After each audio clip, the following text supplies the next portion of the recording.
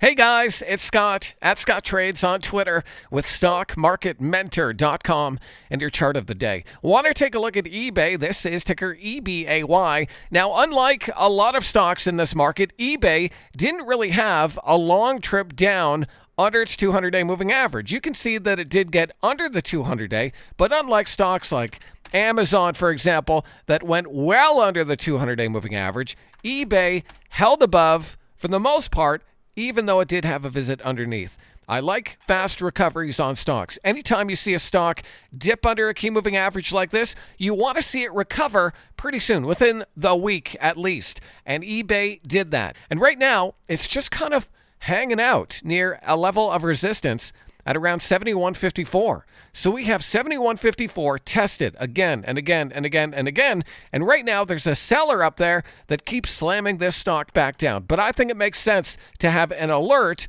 on that level and watch for a breakout above 71.54 to take action here on eBay. Now, you'd want to use that level to define your risk off of, or consider a wider stop down near that 21-day exponential period moving average. That's the blue line on the chart.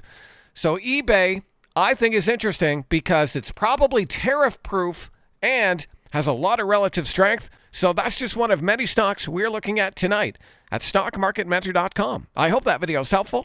I'll catch you next time.